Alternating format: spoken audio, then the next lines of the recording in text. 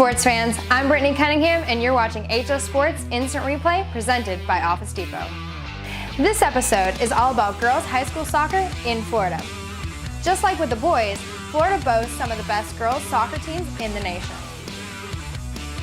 In fact, according to USA Today, Florida has 2 of the top 5 girls teams in the nation. Number 2, Archbishop McCarthy from Southwest Branches, Florida. And number 4, the Mount Verde Academy Eagles from Mount Verde, Florida. Now, in the preseason, many experts like our friends at Top Drawer Soccer predicted the Oviedo girls would be the best in the state. But the Oviedo girls already have 1 loss, and in this ultra-competitive sport, that's all it takes to be knocked out of the top 5. Many national polls still have the Oviedo girls in the top 10, so they're doing just fine. Now, back to the top 5.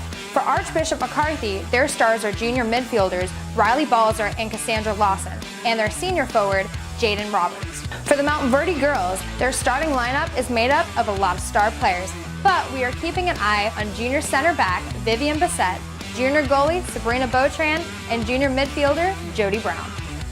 We expect both these teams to finish in the top nationwide. In fact, it will be news if they don't.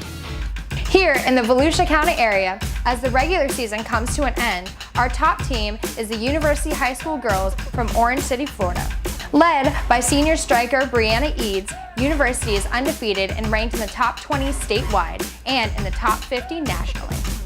We expect them to go deep into the playoffs. Also doing great locally is Seabreeze High School from Daytona Beach. With its star midfielder, junior Kara Haas, the Sand Crabs have only lost 1 game this season and also have a great playoff outlook. Our Halifax Health Game of the Week features the Seabreeze girls as they host rival Flagler Palm Coast, who are also having a great season. Once again, our own HS Sports Jeff Wendell has got the highlights for you.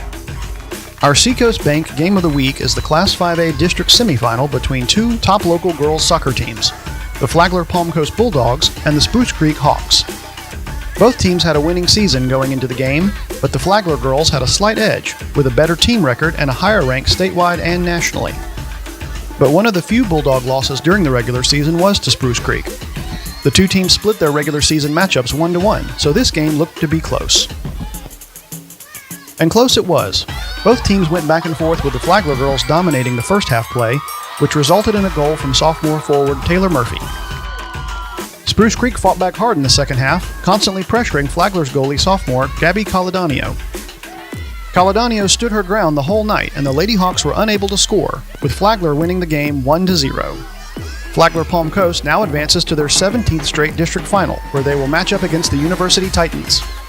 The Bulldogs' record this season stands at 20 wins, 3 losses, and 2 ties. And Flagler Palm Coast's goalie Gabby Caladanio, who had a great season, was so on point and unflappable during the entire match, she's our pick for the Seacoast Bank Athlete of the Week. We wish Gabby all the best for the upcoming district final. Remember, if you know any talented high school athletes doing amazing things in Florida, tell us about them by nominating them for our Halifax Health Athlete of the Week. You can email us or post a link to their game highlights on HS Sports or on our YouTube channel.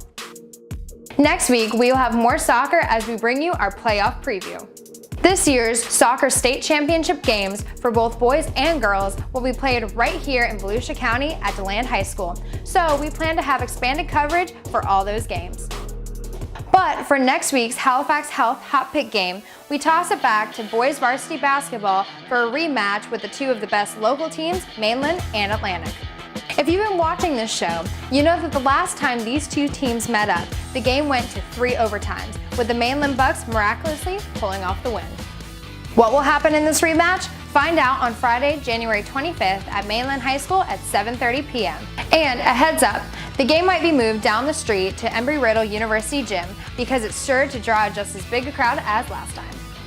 But don't worry, if you can't make it, we've got you covered. Until then, I'm Brittany Cunningham, and thanks for watching Instant Replay, brought to you by Office Depot.